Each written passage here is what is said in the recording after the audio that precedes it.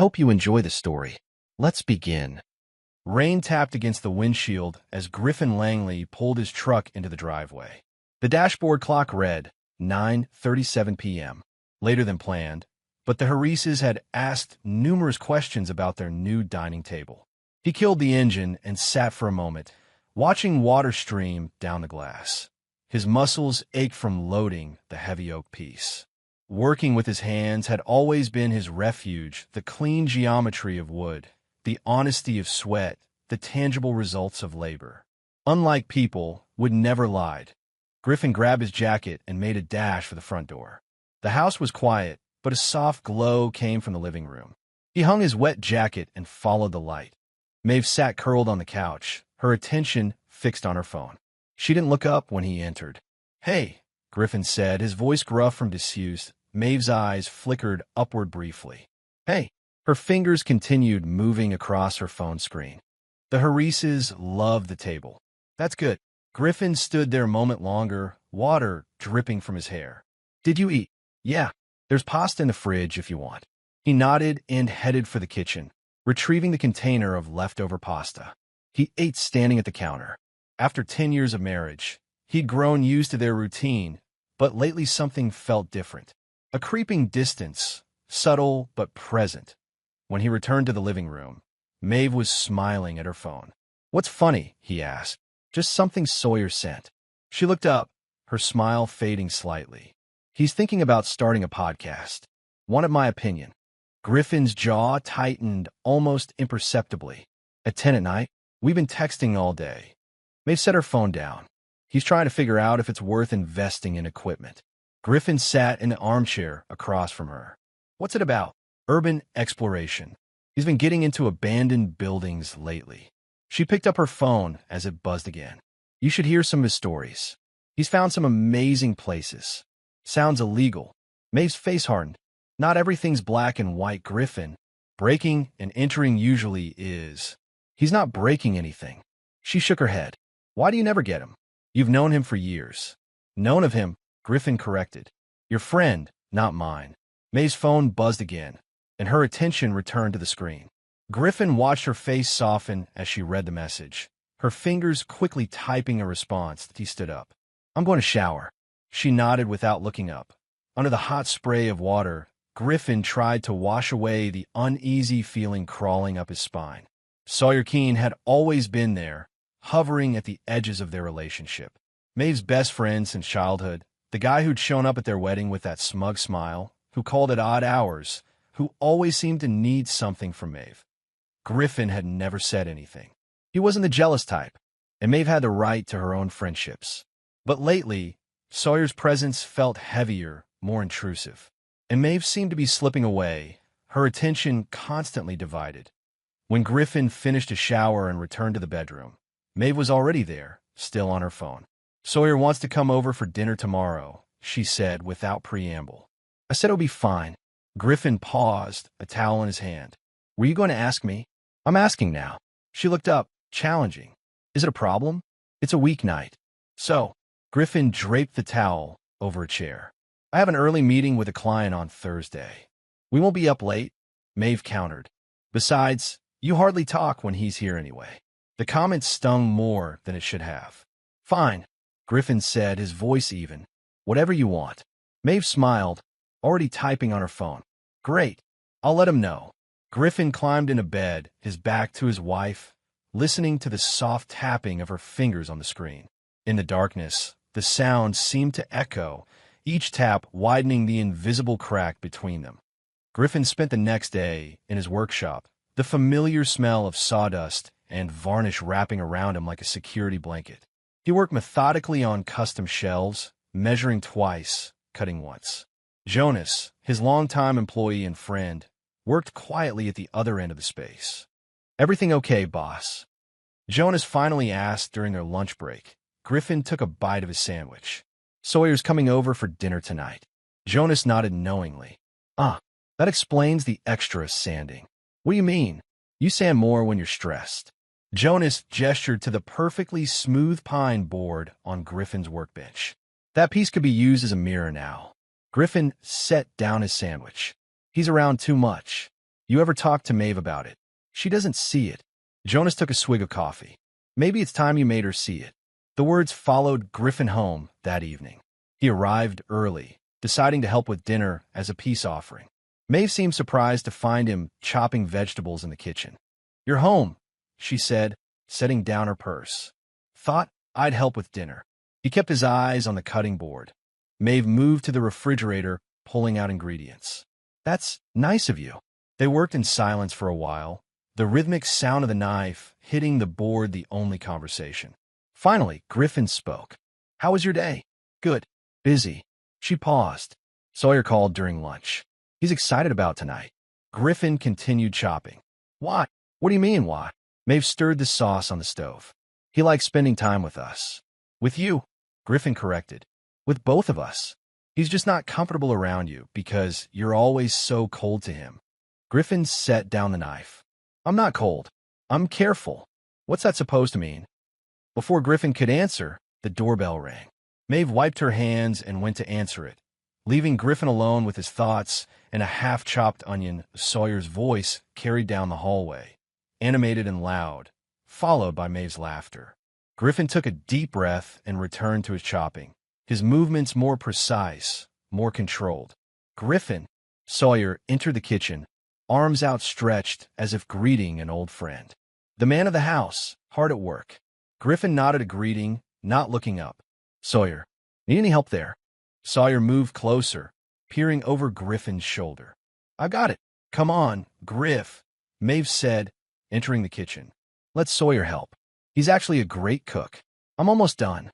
Griffin scraped the onions into a bowl and set the knife in the sink. "All yours."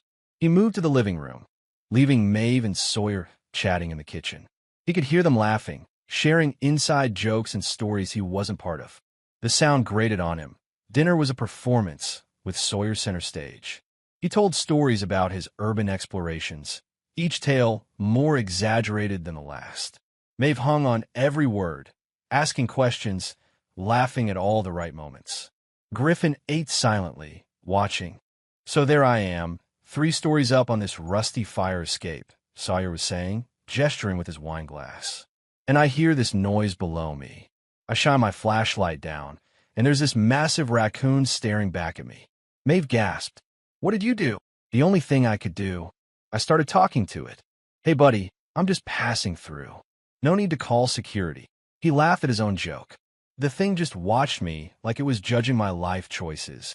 "That's because it was," Griffin muttered. Sawyer's eyes narrowed slightly, but his smile remained.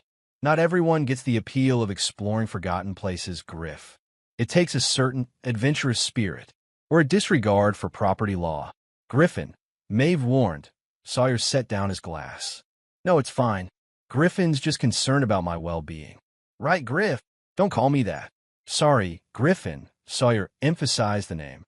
"Maeve always says I take too many liberties with people I consider close friends." "Is that what we are?" "Griffin." Maeve's voice rose sharply. Sawyer leaned forward. "I like to think we could be. After all, we both care deeply about Maeve." Something in his tone made Griffin look up. Sawyer was watching him with an expression that wasn't entirely friendly, despite the smile on his face. "Some of us made vows to her," Griffin replied evenly. "Vows are just words," Sawyer shrugged. "What matters is being there for someone emotionally, understanding them at their core." He turned to Maeve. "Like how I knew exactly what you needed after that fight with your mother last week." Griffin's head snapped up. "What fight?" Maeve shot Sawyer a look. "It was nothing. Mom was just being difficult about Thanksgiving plans." "You didn't mention it." "Because I knew how you'd react," Maeve replied. "You tell me to stand my ground and not give in. But sometimes that's not what I need to hear." "What do you need to hear?" Sawyer answered before Maeve could. "That it's okay to prioritize peace over principles sometimes. That relationships are complex and require flexibility." He gave Griffin a pointed look. "That not everything has to be black and white." The same phrase Maeve had used the night before. Griffin felt something cold settle in his stomach. "And you're the expert on relationships?" "I'm an expert on Maeve." Sawyer reached across the table and squeezed Maeve's hand.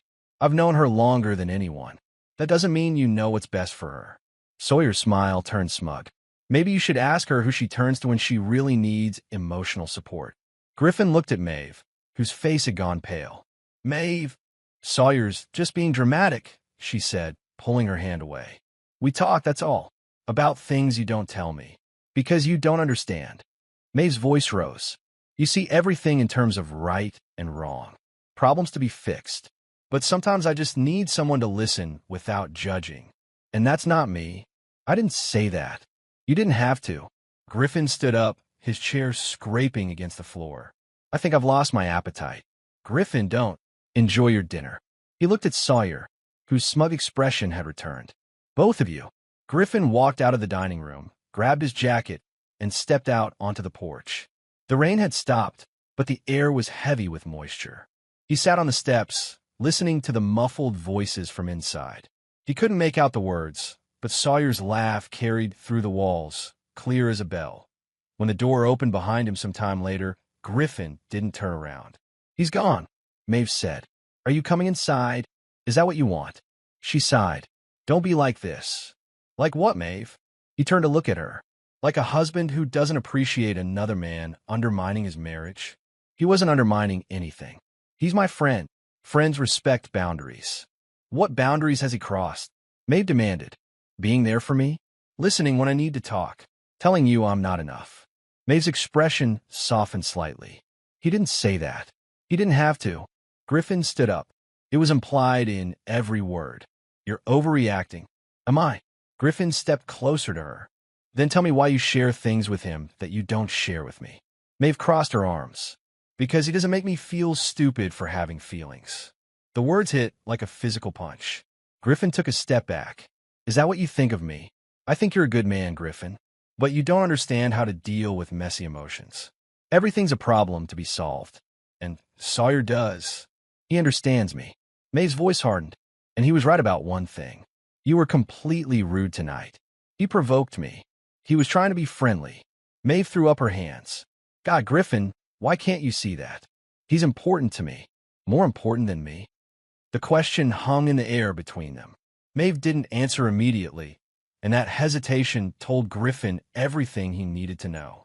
I think I'll stay at the apartment tonight, he said quietly. Running away again. Maeve shook her head. That's your solution to everything, isn't it? Just walk away until it's all neat and tidy again. What do you want from me, Maeve? I want you to apologize to him. Griffin stared at her. Apologize? Yes. Call him and apologize for being rude. Maeve's eyes were hard now. Or we're done. You're giving me an ultimatum. I'm setting a boundary, she snapped. He was here before you. He's more important than you. And I won't let you push him away. The words hung between them, awful and final. Griffin felt something cold settle in his chest. I see, he said quietly as he walked past her into the house, grabbed his keys from the hook by the door, and walked back out. Maeve stood on the porch, arms crossed. Where are you going? She demanded. Griffin didn't answer. He got into his truck, started the engine, and drove off into the night, Maeve's words echoing in his mind that he was here before you. He's more important than you.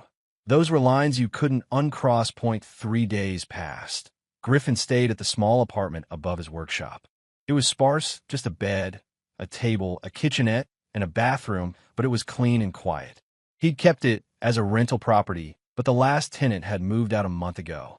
Now, it served as his refuge that he didn't call, didn't text, turn his phone off except to check for client messages. He worked from dawn till dusk, losing himself in the precision of his craft. The apartment filled with the scent of coffee and sawdust that clung to his clothes on the first night. He sat on the bed and stared at the blank wall until the sun came up on the second night. He took out a legal pad and began making notes. Organized, methodical. On the third day, when Harper showed up at the workshop, Griffin was prepared. You look like hell, his sister announced, sweeping into the space with her characteristic lack of subtlety. She carried a box from her bakery, which she set on his workbench. And you not answer your phone. I've been busy. Griffin didn't look up from the cabinet he was sanding. Too busy to tell your family you're still alive. That made him pause. How did you know where I was? Jonas called me. Harper perched on a stool, watching him. Said you've been working nonstop for days and sleeping upstairs. Said you wouldn't talk about it. Griffin set down the sandpaper. There's nothing to talk about. Maeve showed up at the bakery yesterday, Harper said, watching his reaction, asking if I'd heard from you. His hands stilled. What did you tell her? That my brother doesn't confide in me. Harper's voice softened slightly. But that if he did, and if he was hurting, I want to know why. Griffin remained silent. Griffin, Harper pressed. What happened? He met his sister's gaze. She told me Sawyer was more important to her than me. Harper's eyes widened. She said that? Those exact words. He was here before you. He's more important than you. Griffin quoted, the words still fresh in his mind. Then she gave me an ultimatum. Apologize to him or we're done. Apologize for what? For not worshiping at the altar of Sawyer. Griffin's tone was flat. For questioning his constant presence in our lives. Harper was quiet for a moment. What are you going to do? Nothing. Nothing. Griffin turned back to his work. There's nothing to do. You could talk to her. Try to work it out. She made her choice. Harper slid off the stool and moved closer. Griffin, 10 years of marriage is worth fighting for. I'm not the one who stopped fighting. He picked up the sandpaper again. She chose Sawyer. Now she can live with that choice. So you're just giving up? No. Griffin's voice was steady. I'm respecting her decision. Harper studied her brother. This isn't like you. You don't know everything about me. Harper, I know you love her. Griffin didn't respond, just continued sanding with smooth, even strokes. Fine, Harper said after a moment. Be stubborn, but at least eat something. She gestured to the box she'd brought. Sourdough and some of those cheese scones you like. Thanks. Harper headed for the door, then paused. Griffin, he looked up. Whatever you decide to do, I'm on your side. Her eyes, so like his own, were fierce with loyalty. Always. After she left, Jonas emerged from the back room where he'd been working on inventory. Your sister's right, he said quietly. You should eat. Griffin set down his tools and opened the box. The scones were still warm. He broke one in half and offered part to Jonas, who accepted it with a nod. Have you thought about what you're going to do? Jonas asked after a moment. Yes. Care to share? Griffin took a bite of scone, chewed thoughtfully. Not yet. Jonas nodded, respecting the boundary. Let me know if you need help. With anything. Actually, Griffin said, there is something you could do. Later that afternoon, Maeve showed up at the workshop. Griffin heard her car before he saw her, the familiar sound of tires on gravel. He set down his tools and waited by the workbench. She appeared in the doorway, her eyes red-rimmed, her hair pulled back in a messy ponytail. Not the put-together Maeve he was used to seeing. You're not answering my calls, she said. Griffin said nothing. I've been worried sick. Her voice cracked. I didn't know where you were. Still, he remained silent.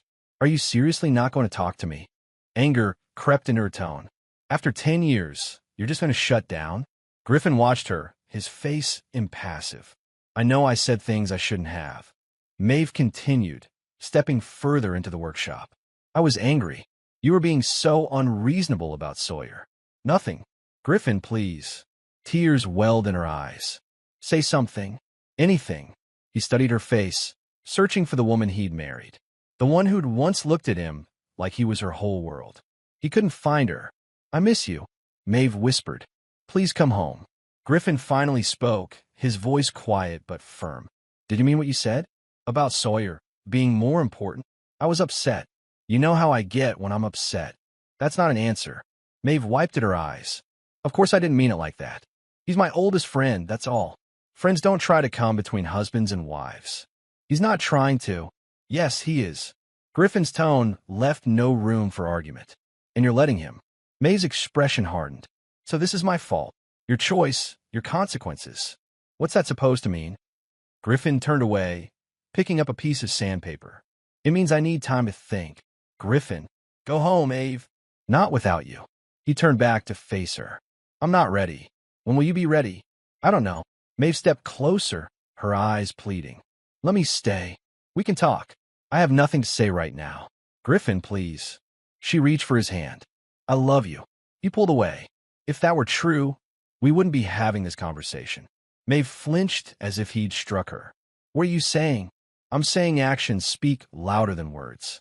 Griffin's gaze was steady. And your actions have been very clear. One mistake. Was it just one? Griffin challenged. Or the culmination of many? Maeve fell silent, her eyes darting away from his. That's what I thought. Griffin turned back to his work. I think you should go. Griffin. Please, Maeve. For the first time, emotion cracked through his voice. Just go. She stood there a moment longer, then turned and left. Griffin listened to her footsteps fade, to the sound of her car starting up and driving away. Only then did he set down his tools, his hands shaking slightly. He took out his phone and turned it on. 37 missed calls from Maeve. 12 from Sawyer. 2 from Harper. 1 from Jonas. Griffin deleted all the voicemails without listening to them. Then he called Jonas. She came, he said when Jonas answered. And nothing's changed. Griffin looked at the legal pad on his workbench, at the notes he'd been making. Did you find anything? Jonas was quiet for a moment. Yes, but you're not going to like it. Jonas arrived an hour later, a manila folder tucked under his arm. He set it on the workbench between them. I need to know what you're planning, Griffin, he said, his hand still resting on the folder. Before I show you this. Griffin met his friend's gaze. I'm planning to protect myself. From what? Whatever's in that folder. Jonas studied him. This isn't like your usual projects. This is personal. Yes. And messy. Potentially. Jonas sighed. Are you sure you want to go down this road? Some things, once known, can't be unknown. Griffin gestured to the folder. Show me. Jonas opened it and spread out several printed pages. Sawyer Keene, age 39. Never married, no kids. Moves around a lot, 5 different addresses in the last 3 years. Griffin scanned the information. Employment, spotty. Sales jobs, mostly, never lasting more than a year. Currently self-employed as a consultant, whatever that means. Jonas pointed to another page. But here's where it gets interesting. Check his social media. Griffin looked at the printouts from various social media platforms. What am I looking for? The women. Jonas tapped several photos. See a pattern? Griffin studied the images. Sawyer with different women, arm around their shoulders, always looking a little too comfortable. Friends. Ex-friends now. Jonas handed him another sheet. My cousin Ellie used to work with this woman, Diane. She was close friends with Sawyer until her husband filed for divorce. Apparently, Sawyer was always at their house, always calling Diane, always needing something. Griffin felt a chill run down his spine. The husband thought they were having an affair. That's just that they weren't. Not physically anyway. Jonas leaned forward. According to Ellie, Sawyer just inserted himself between them. Made the husband feel like he wasn't good enough. Made Diane depend on him emotionally.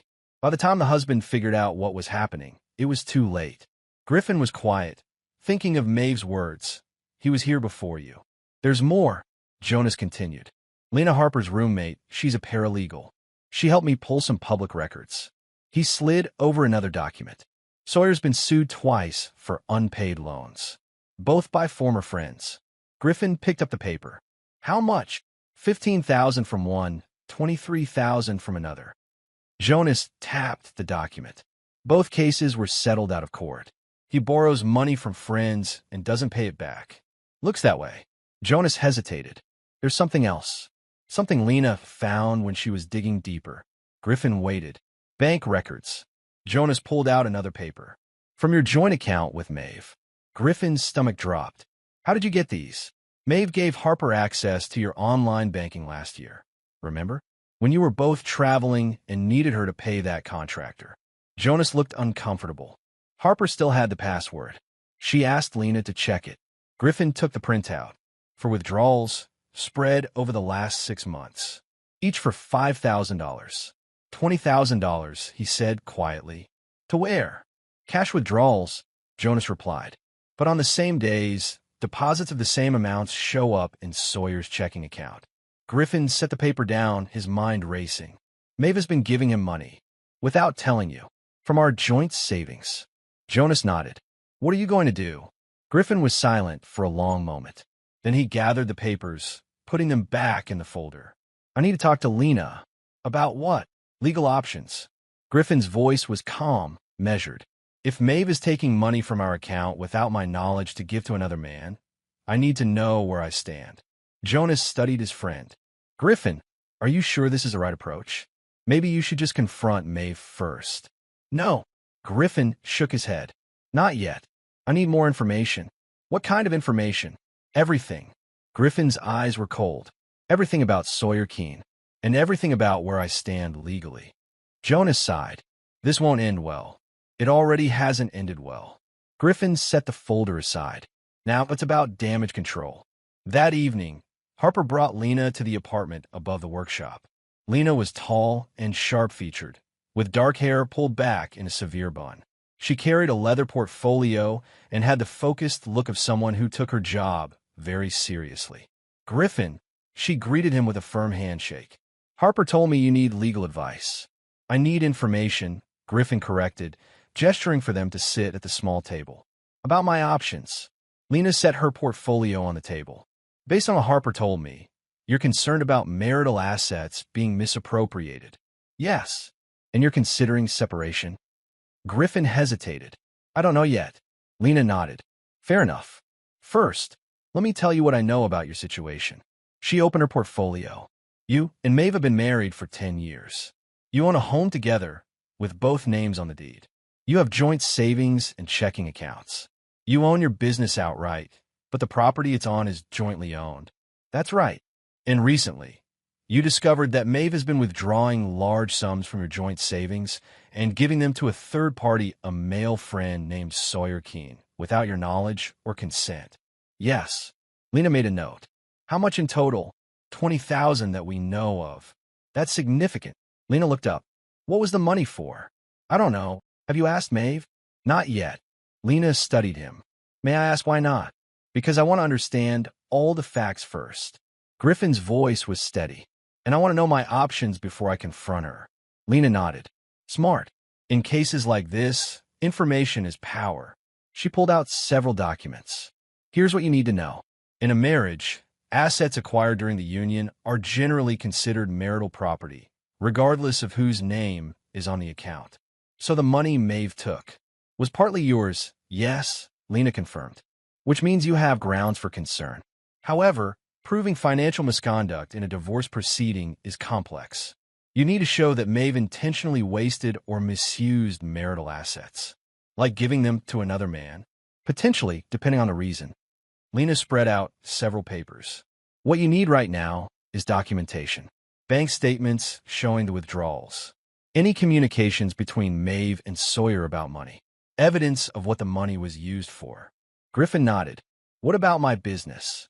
Your business is more protected since it's in your name only, Lena explained. But any increase in value during the marriage could be considered a marital asset. And the house. Joint property.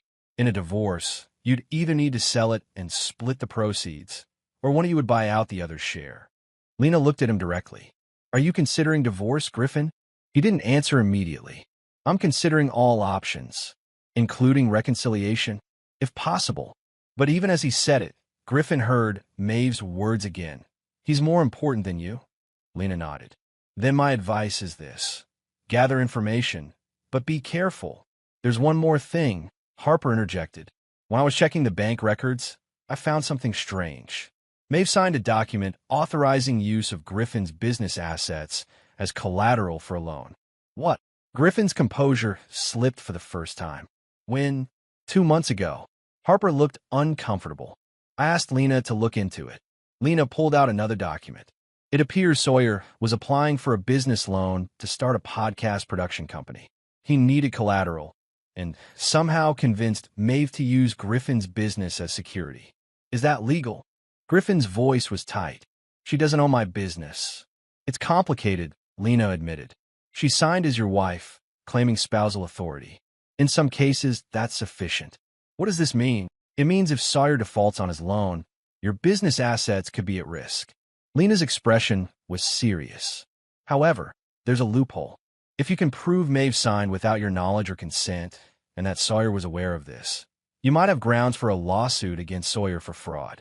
Griffin felt something cold and calculating settle in his chest. What would I need to prove that? Evidence that Sawyer knew you hadn't authorized it.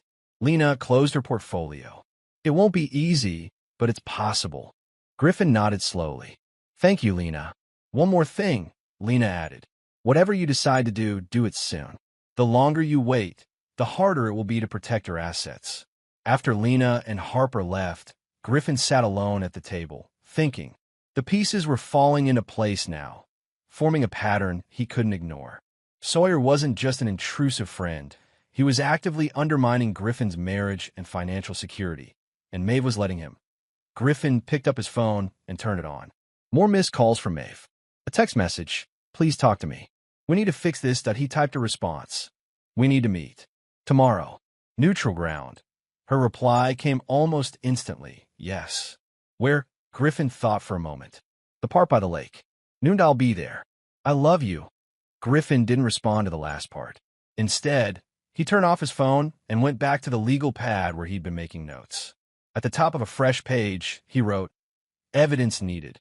The park was quiet at noon on a weekday. Griffin arrived early, choosing a bench with a view of the lake.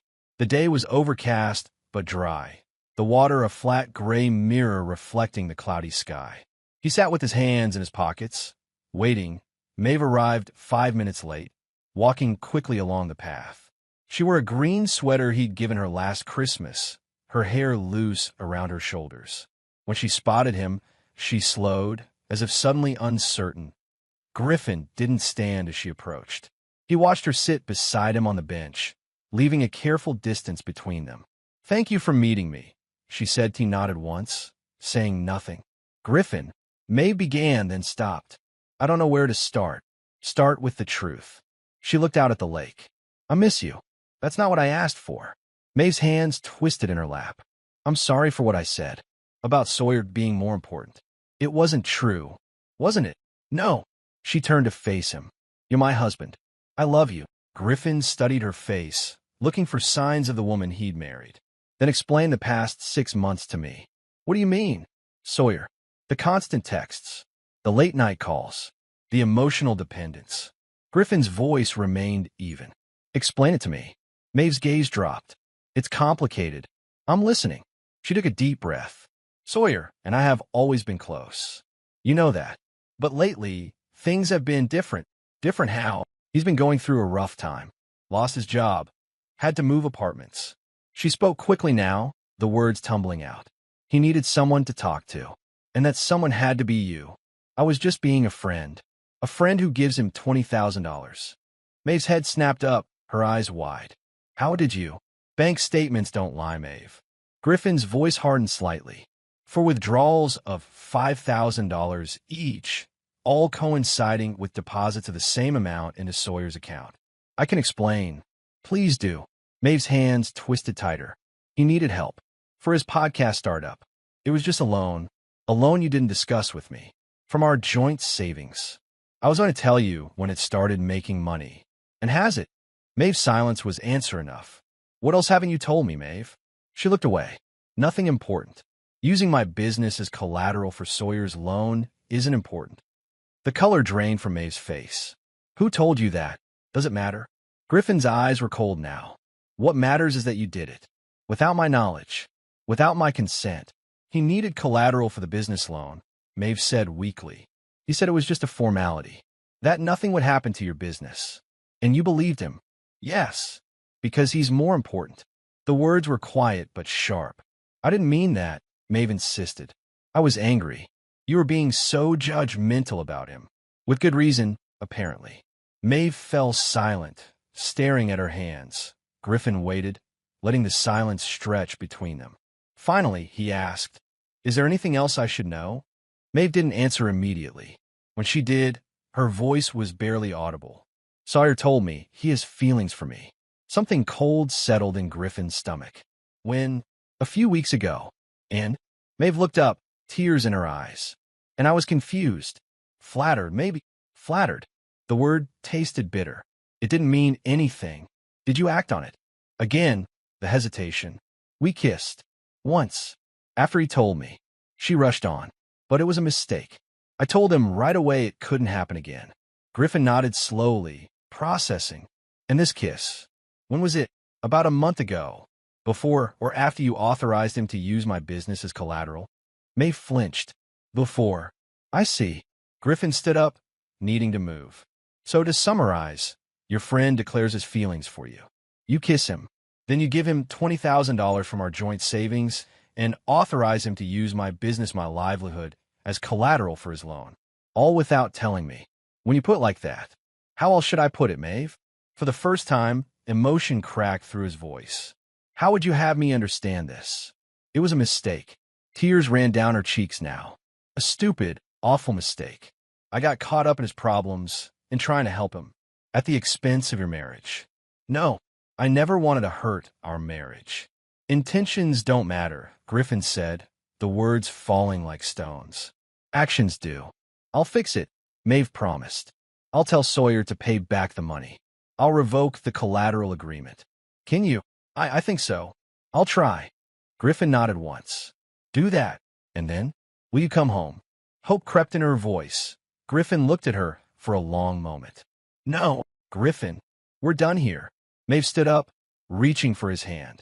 Please, we can work through this. Griffin stepped back, avoiding her touch. You made your choice, Maeve. Now I'm making mine. What does that mean? It means I need time to think about what I want. His voice was steady again, controlled. And right now, what I want is space. For how long? As long as it takes. Maeve wiped at her tears. I love you, Griffin. I made a mistake, but I love you. Griffin studied her face one last time, memorizing it. The woman he'd married. The woman who'd betrayed him. Goodbye, Maeve. He turned and walked away, leaving her standing by the bench. He didn't look back, even when he heard her call his name. Each step felt like a decision, a choice to move forward without her. When he reached his truck, he sat for a moment, hands gripping the steering wheel. Then he pulled out his phone and made a call. Lena? It's Griffin. I need your help with something. The next week passed in a blur of activity. Griffin moved methodically, precisely, like he was crafting one of his custom pieces. Every step calculated, every move planned.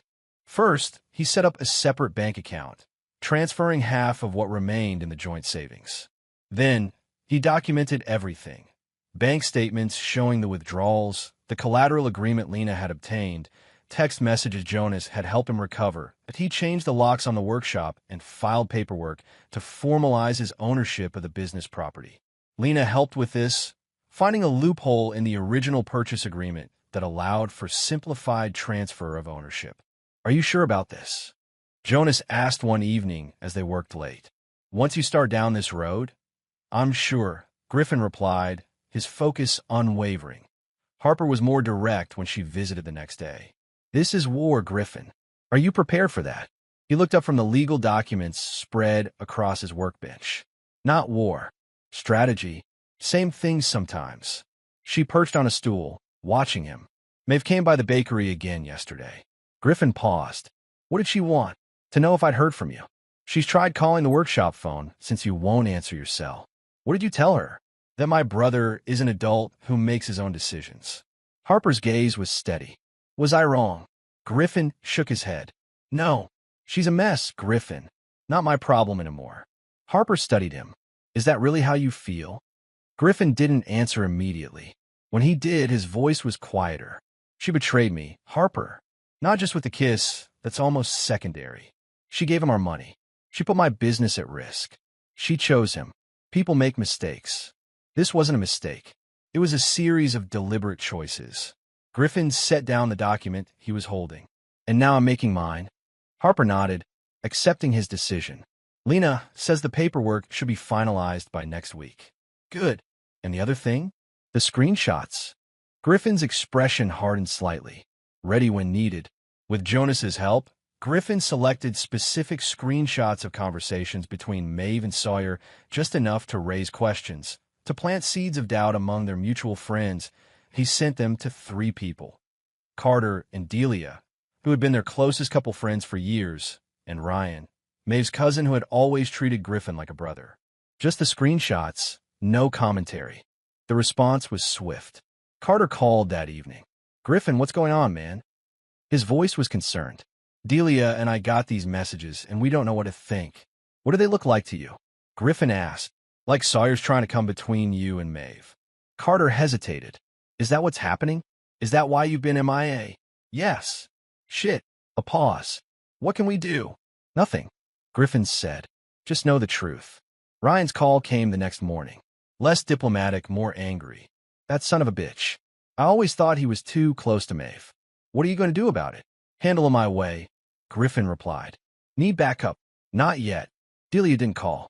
She showed up at the workshop with a casserole and a determined expression. You're not staying in this sad apartment alone while this plays out, she announced. You're coming to dinner tonight. No arguments. Griffin found himself almost smiling for the first time in weeks. Yes, ma'am. The stage was set. The narrative was beginning to shift. And Griffin was just getting started. It didn't take long for Maeve to realize what was happening. 3 days after Griffin sent the screenshots, she showed up at the workshop again, this time with anger rather than tears. What are you doing? She demanded, storming into the space where Griffin was sanding a table leg. Carter and Delia won't talk to me. Ryan hung up on me. Griffin set down his sandpaper calmly. I told them the truth. You showed them private conversations out of context. The context is our marriage, Maeve. Griffin's voice was even. The one you betrayed. I made a mistake. Her voice rose. One mistake. And I'm trying to fix it. By doing what? Griffin challenged. Have you gotten the money back from Sawyer? Have you revoked the collateral agreement? Maeve's silence was telling. That's what I thought. Griffin turned back to his work. You're not trying to fix anything. You're trying to avoid consequences. That's not fair, isn't it?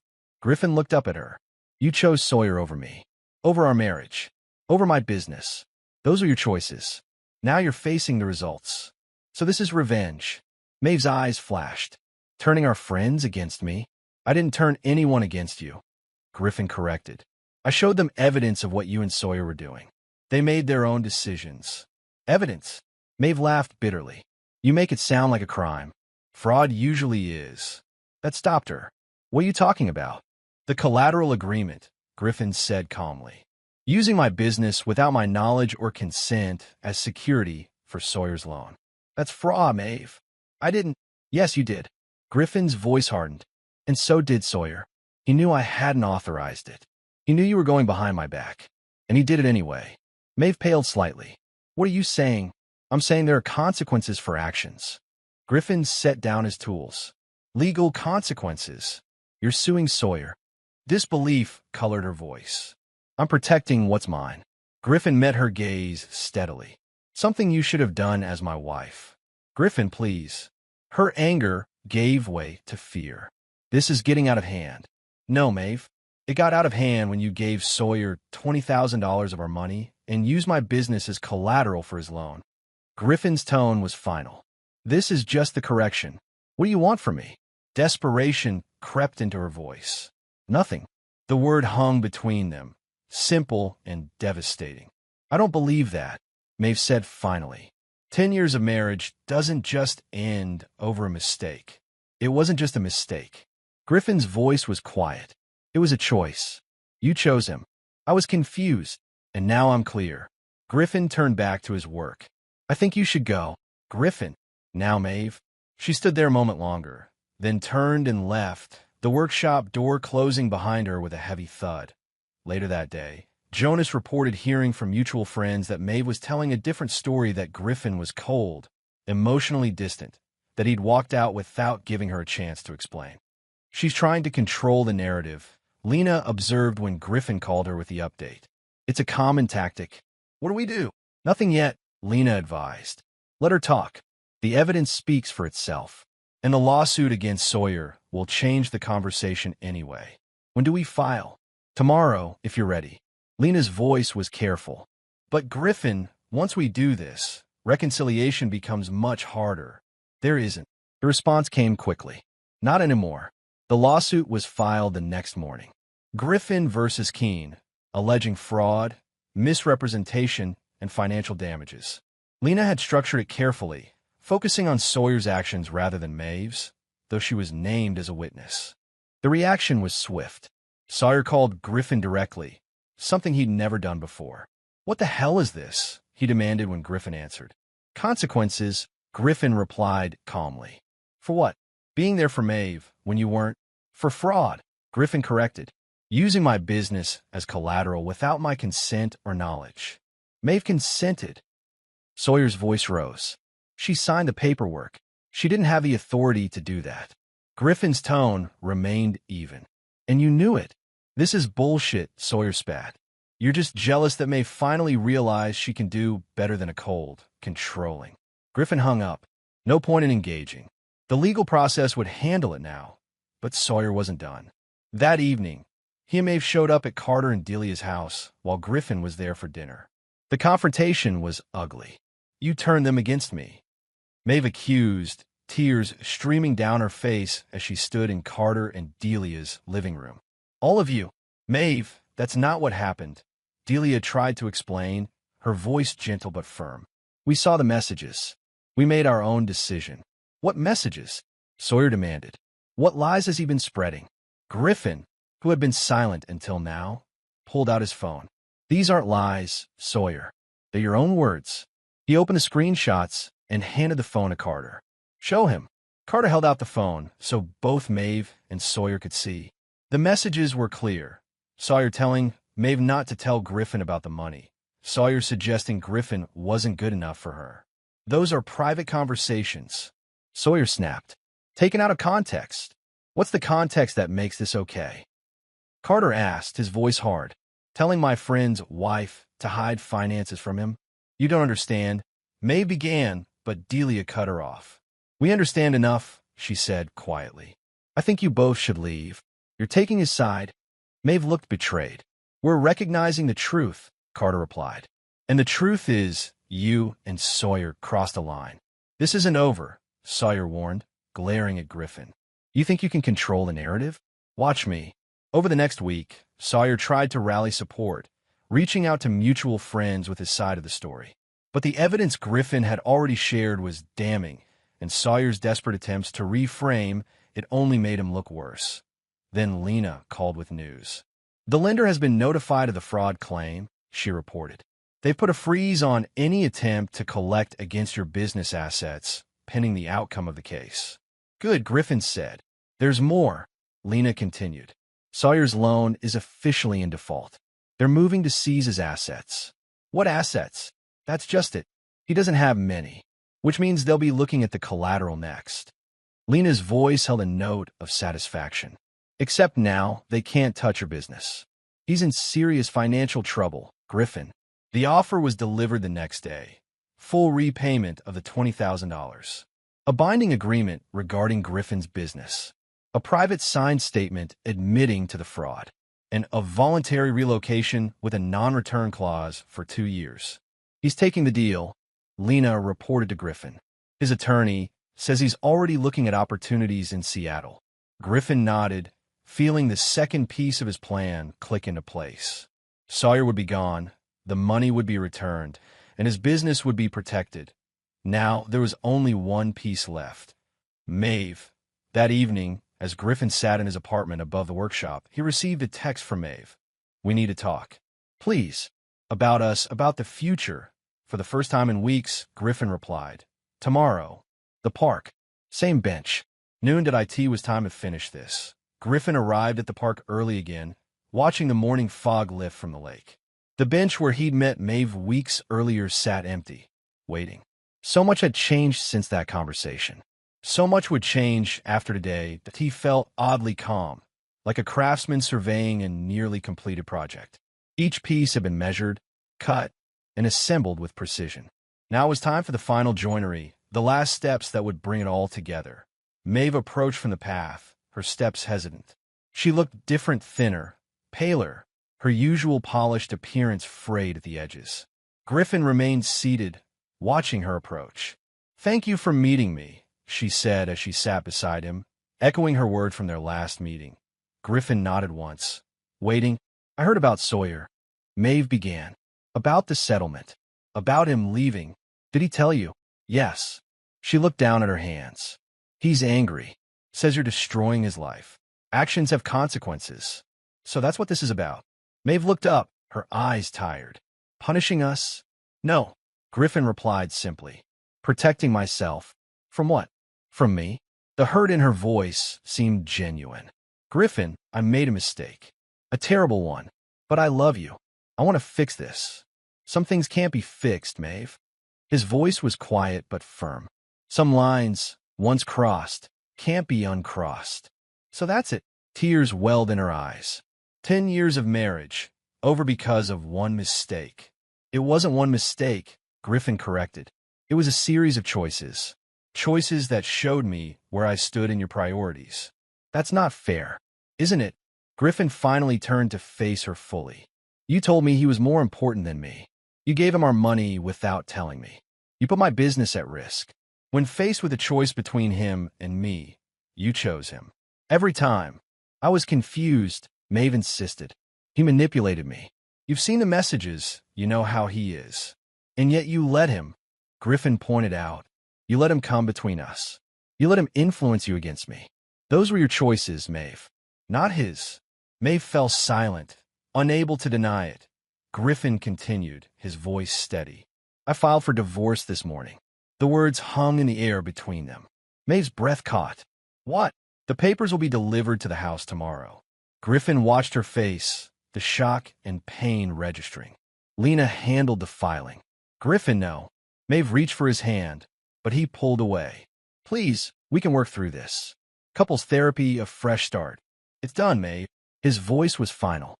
The divorce cites emotional abandonment, breach of marital trust, and concealed debt. Given the evidence, Lena believes it will move quickly. Evidence? You're treating our marriage like a crime scene. You made it one when you betrayed me, Griffin replied simply. When you conspired with Sawyer behind my back. Conspired? Maeve laughed bitterly through her tears. Listen to yourself. This isn't a legal case, Griffin. This is our life. Our love. Was our love, Griffin corrected. Past tense. I don't believe that, Maeve insisted. I know you still love me. Otherwise, why go through all this? Why not just walk away? Griffin considered her question. Because I believe in accountability. In consequences. That's not love. That's control. No, Maeve. It's justice. Griffin stood up, needing distance from her. You and Sawyer tried to take what was mine, my trust, my home, my business. And now you're facing the consequences. That's not love. That's control. No, Maeve. It's justice. Griffin stood up, needing distance from her. You and Sawyer tried to take what was mine, my trust, my home, my business. And now you're facing the consequences. So you get everything, and I get nothing. Anger sparked through her tears. Is that your justice? You'll get exactly what the law allows, Griffin replied. Half of the joint assets, minus the $20,000 you gave to Sawyer. The business is mine, secured legally last week. The house. He paused. I'm keeping the house. You can't do that. I can and I have, Griffin said calmly. The mortgage is underwater after the refinance you and Sawyer convinced me to do for home improvements that never happened. Another detail that came to light during discovery. Maeve's face paled. That was for Sawyer's podcast equipment, Griffin finished. I know. Jonas found the receipts. You've been spying on me. I've been protecting myself, Griffin corrected. From you and Sawyer. Maeve stood up, facing him. This isn't over, Griffin. I'll fight this. On what grounds? Griffin asked quietly. The evidence is clear, Maeve. The paper trail, the messages, the testimony from friends who saw what was happening. You betrayed our marriage. You put my business at risk. You lied repeatedly. I made mistakes. Maeve conceded, her voice breaking. But this is cruel, Griffin. This is calculated. Yes, Griffin agreed. It is calculated. Just like what you and Sawyer did. I never meant to hurt you, Maeve whispered. But you did. Griffin's voice softened slightly. And now it's done. What happens next? Maeve asked, defeat creeping into her tone. You'll be served papers tomorrow. You have 30 days to respond. Given the evidence, Lena recommends you accept the terms. It will be faster, cleaner. And if I don't, then we go to court, Griffin replied simply. And everything comes out. Every message, every deception, every betrayal. Is that what you want? Maeve looked away. You've thought of everything. I had to. They stood in silence for a moment, the weight of 10 years and all that had been lost hanging between them. I did love you, Maeve said finally, her voice small. I still do. Griffin studied her face, memorizing it one last time. Goodbye, Maeve. He turned and walked away, each step measured and deliberate. He didn't look back, even as he heard her begin to cry. The fallout was swift and decisive. Maeve was served divorce papers the next morning, as promised. The terms were fair but firm. Griffin kept the business and the underwater house. Maeve would receive half of the remaining joint savings after the repayment of the $20,000 from Sawyer. Her retirement account remained hers, his remained his. Clean, precise, final. By evening, word had spread among their friend group. Delia called to check on Griffin. "How are you holding up?" she asked, concern evident in her voice. "I'm fine," Griffin replied, and meant it. "Working on a new commission. Keeping busy. Maeve called me," Delia said carefully. "She's not doing well." Griffin said nothing. "She says you won't even talk to her," Delia continued. "That you've frozen her out completely. The lawyers are handling things now," Griffin explained. "It's cleaner this way." "Is that all it is?" Delia pressed. "Or is this part of making her face consequences?" Griffin considered the question. "Both, I suppose." Delia sighed. "I understand why you're doing this, Griffin. I do. But be careful. Don't let this change who you are." "It already has," Griffin admitted. "But not in the way you're thinking. I'm clearer now. More focused." Griffin threw himself into his work, starting earlier and finishing later than usual. The workshop became his sanctuary, the apartment above it his refuge. Jonas worked alongside him, a quiet, steady presence. Harper visited often, bringing food and updates from the outside world. One evening, she arrived with news. "Maeve came by the bakery again today," she reported, setting a bag of fresh bread on the workbench. "As for you." Griffin continued measuring a piece of maple. "What did you tell her?" "That you were working," Harper replied. "She looked terrible, Griffin. Like she hasn't slept in days." "Not my concern anymore." Harper studied her brother. "You don't mean that?" Griffin set down his measuring tape and looked at her. "I do. She made her choice. Now she has to live with it." "People can change," Harper said quietly. "They can learn from mistakes. Some mistakes are too big to come back from." Griffin picked up his pencil, marking the wood. Some betrayals cut too deep. A week later, the hammer fell. Maeve, on advice from her attorney, accepted the divorce terms. The process would be expedited, completed within months, rather than the year it might have taken otherwise. "She's not contesting anything," Lena reported during their meeting. "Not the asset division, not the house, nothing." "Why not?" Griffin asked, surprised despite himself. "Because she can't," Lena explained. "The evidence is too strong." Her lawyer advised her that fighting would only prolong the inevitable and potentially expose more damaging information. Griffin nodded slowly. "So it's done." "Almost," Lena confirmed. "There's just a matter of personal items at the house.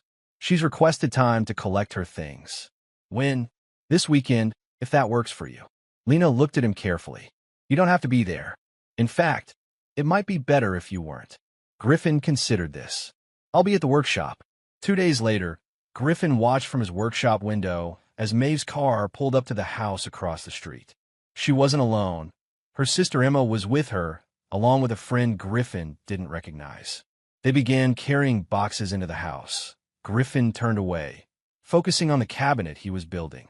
But his attention kept drifting to the window, to the glimpses of Maeve moving between house and CAR.BY mid-afternoon.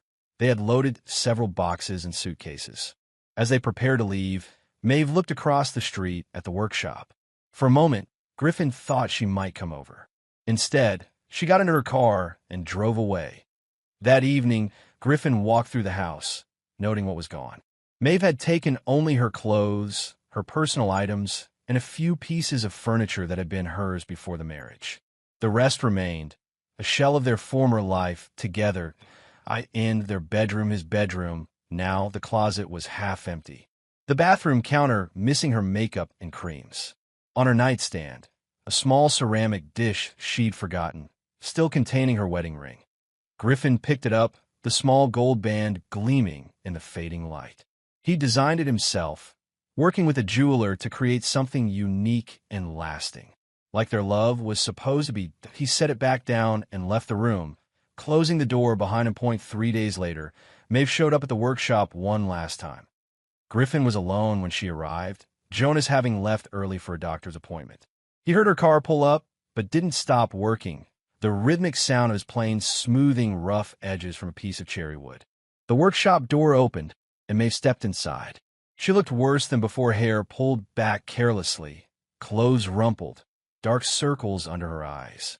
But there was something different in her expression, something beyond desperation, a kind of clarity Griffin hadn't seen in months. "I need to talk to you," she said without preamble. Griffin set down his plane and straightened. "The lawyers. This isn't about the divorce," Maeve interrupted, "or the house, or the money. I've accepted all that." Griffin waited, saying nothing. "Sawyer's gone," Maeve continued. "Left for Seattle, just like you wanted. The money's been returned. The lawsuit's been settled. You won." Still, Griffin remained silent. "I've lost everything." Maeve's voice cracked slightly. "My husband, my home, my job, my friends, even my dignity. You've made sure of that. Your choices led to those consequences," Griffin said quietly. "Not mine. You could have just walked away," Maeve argued. "Filed for divorce, split our assets, moved on. But that wasn't enough for you, was it? You needed to destroy me completely." "I needed to protect myself," Griffin corrected. "And yes, I needed the truth to be known. Not your version, not Sawyer's version. The truth. And what good has it done?" Maeve asked, a hint of bitterness in her tone. "Are you happy now? Has your perfect revenge made you whole again?" Griffin considered the question. This wasn't about happiness or revenge. Then what was it about? Maeve challenged. "Principle," Griffin replied simply. "I don't forgive betrayal. I don't offer second chances to liars. I made that clear from the beginning of our relationship. People make mistakes, Griffin." "Yes, they do," Griffin agreed. "And then they face the consequences." Maeve shook her head, tears forming. The Griffin the first married had a heart. He understood nuance, complexity. "When did you become so cold?" "I haven't changed, Maeve." Griffin's voice remained steady. "You just never truly saw me." "That's not true," she insisted. "We had 10 years together. I knew you. I loved you." "If you had," Griffin replied quietly, "you would never have made the choices you did." Maeve fell silent, the truth of his words settling between them. "I came here to ask for a second chance," she said finally, her voice small. "To beg, if necessary. I thought maybe, if you saw how sorry I am, how much I've lost, it wouldn't change anything," Griffin finished for her. "So that's it?" Maeve asked, tears flowing freely now. 10 years, over just like that?" "No," Griffin corrected. "Not just like that. After a deliberate series of choices that you made. Choices to betray my trust, to risk my business, to choose another man over your husband. Sawyer manipulated me." Maeve tried again. "You've seen the messages. You know how he is." "Yes, I have," Griffin acknowledged. "And yes, he did. But you let him, Maeve. You chose to listen to him over me. You chose to hide things from me. You chose to cross lines you knew couldn't be uncrossed." Maeve wiped at her tears. "I've lost him too, you know. When the money dried up, when the lawsuit hit, he ran. Just like you said he would." "I'm not surprised," Griffin said. "So I have nothing," Maeve whispered. "No one. You have yourself," Griffin replied. "And the lesson that actions have consequences." Maeve looked at him with red-rimmed eyes. "Do you feel anything at all? See me like this? Knowing what you've done?" Griffin paused, considering her question honestly. "I feel certainty that I've done what needed to be done. What was right?" "Right?" Maeve laughed bitterly. "You destroyed me, and you think that's right?" "You destroyed yourself," Griffin corrected. "I just made sure the pieces couldn't harm me in their fall." Maeve stared at him, something like understanding finally dawning in her eyes. "You really meant it, didn't you? All those years ago, when you told me you don't forgive betrayal." "I never say things I don't mean," Griffin replied. "I thought it was just words," Maeve admitted. "I never imagined that I would hold you to the same standard I hold myself." Griffin finished. "That was your mistake." They stood in silence for a moment, the last threads of their connection fraying with each passing second. "I loved you," Maeve said finally. "Despite everything, I still do." "Love without loyalty is meaningless," Griffin replied, turning back to his work. "You made your choice, and I kept my promise. I don't forgive liars." Maeve stood there a moment longer, as if waiting for something more. When nothing came, she turned to leave, pausing at the door. "Goodbye, Griffin." He didn't look up, didn't respond. The only sound was the steady scrape of his plane against wood, smoothing rough edges into something clean and precise. 6 months passed. The divorce was finalized with clinical efficiency, the papers arriving on a Tuesday morning along with the mail. Griffin signed them at his workbench, the ink dark against the white paper. Final, irreversible, life settled into new patterns. The workshop thrived, with more commissions than Griffin and Jonas could handle. They hired a third craftsman, a young woman named Adrian with steady hands and a natural feel for wood. Harper's Bakery expanded, opening a second location across town. Jonas was promoted to partner in the workshop, his name added to the business cards and signage. Life moved forward, as it always does. Griffin sold the house, unable to live with the echoes of what had been. He bought a smaller place closer to the workshop, with a garden in the back and large windows that let in the light. He filled it with his own furniture, pieces he'd crafted over the years. Simple, solid, honest. Out of Maeve, he heard little. She'd moved to Portland's east side, taken a job at a smaller firm. Started over, as people do. They had no contact, no reason to speak. The separation was complete, the break clean. Sawyer remained in Seattle, his podcast dreams apparently abandoned. According to Harper, who heard it from Emma, he was working sales again, living in a studio apartment, starting over too. Justice, of a sort, that on a rainy Thursday evening, Griffin was working late at the shop when Lena stopped by, a folder tucked under her arm. "Just dropped off the final paperwork for the business restructuring," she explained, setting the folder on his workbench. "Everything's official now. Griffin and Jonas Fine Woodcraft, LLC. "Thank you," Griffin said, wiping sawdust from his hands. "For all of it." Lena nodded, professional as always. "Just doing my job." "It was more than that," Griffin acknowledged. "You helped me protect what mattered." Something softened in Lena's expression. "How are you doing, Griffin?" "Really?" He considered the question, not with the automatic fine he gave to most who asked, but with genuine reflection. "I'm rebuilding." "That's good," Lena said softly. "Rebuilding is good." They stood in comfortable silence for a moment, the rain tapping against the workshop roof. "Would you like to get coffee sometime?" Griffin asked finally, not to discuss legal matters. Lena smiled, a small, precise expression that suited her. "I'd like that. Tomorrow? There's a place on Burnside I've been meaning to try." 3 o'clock, Lena suggested. "I have meetings until then." 3 works, Griffin agreed. After she left, Griffin continued working, the steady rhythm of his hands on wood as soothing as ever. But there was something else now, a small, quiet warmth he hadn't felt in months. Not happiness, not yet, but something like potential, like foundation. 1 year to the day after Maeve spoke those fateful words, "He was here before you. He's more important than you." Griffin walked through the rain to his apartment above the workshop. The apartment had changed in recent months. Lena's books on the shelves, her precise handwriting on the calendar by the door. Her presence, subtle but unmistakable, in the space that had once been his alone. The renovation on her condo had finished months ago, but somehow she had never quite moved back. They hadn't discussed it, hadn't needed to. It had simply happened, like water finding its natural course. Griffin hung his wet jacket by the door and moved to the kitchen, where the scent of coffee and fresh bread greeted him. Harper had stopped by earlier, dropping off a loaf from her bakery. Lena had left a note beside it. "At courthouse until 6. Dinner after?" He smiled at her precise handwriting, at the certainty of her plans. So different from the chaos of before, from the constant pushing and pulling that had characterized his life with Maeve. Griffin poured himself coffee and moved to the window, watching rain streak the glass. From here, he could see his workshop below, the lights still on as Jonas and Adrian finished up for the day. Beyond that, the neighborhood where he had built his new life, piece by careful piece. His phone buzzed with a text from Harper. "Party still on for Saturday?"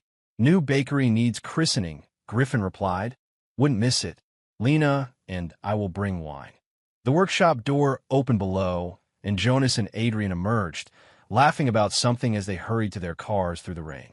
Griffin watched them go, feeling a sense of satisfaction at the life he had constructed. The business was thriving, his craft respected, his circle small but loyal, and there had been justice. Not revenge. He had never sought to punish, only to set things right, to ensure that Maeve and Sawyer understood the consequences of their actions, that the truth was known. Maeve had lost much: her marriage, her home, her social standing. But she was rebuilding too, according to Harper, who still occasionally heard news through Emma. A new job, a smaller apartment, a quieter life. Lessons learned. Perhaps Sawyer had fared worse. The podcast venture had failed completely, the loan defaulted, his reputation in Portland destroyed. Last Griffin had heard, he was struggling in Seattle, unable to recreate the network of friends he had once manipulated for his benefit. Justice, of a sort, not by Griffin's hand directly, but as a natural consequence of truth revealed. The front door opened, and Lena entered, shaking rain from her umbrella. "Court ran late," she explained, hanging her coat beside his. "Judge Williams is thorough to a fault." "I appreciate thoroughness," Griffin replied, pouring her coffee. Lena accepted the cup with a small smile. "I know you do." Later, as they walked to dinner through the rain, sheltered under Lena's large umbrella, Griffin felt a sense of completion, of rightness. The pain of betrayal had faded, replaced by the certainty of lessons learned and boundaries enforced. He had kept his promise to himself. He had not forgiven the unforgivable, had not compromised his principles. And yet, he had not allowed bitterness to consume him, had not lost himself in the pursuit of justice. Instead, he had rebuilt piece by careful piece. A business strengthened, a new home established, a circle of honest friends maintained. And now, perhaps, a new beginning with someone who understood him, who respected boundaries, who valued truth as he did. As they reached the restaurant, Griffin held the door for Lena, watching her step inside, precise and measured as always. He followed, leaving the rain behind, moving into warmth and light. It wasn't the life he had planned, wasn't the future he had once envisioned. But it was honest, it was earned, and it was his. Victory of a sort, not over Maeve or Sawyer, but over betrayal itself, over the chaos that had threatened to destroy what he had built. Griffin took his seat across from Lena, who was already studying the menu with her characteristic focus. He felt something settle in his chest, something warm and certain. Not happiness, that was too simple a word for the complex emotions he felt, but contentment, perhaps. Peace. The knowledge that he had faced the worst and emerged intact, principles uncompromised, boundaries enforced. Outside, the rain continued to fall, washing the streets clean. Inside, in the warmth and light, Griffin Langley allowed himself to feel, for the first time in a long while, the quiet satisfaction of a battle well fought, a victory well earned. Not through compromise, not through forgiveness, but through principle held firm, through boundaries enforced, through truth revealed that it was enough. It was everything.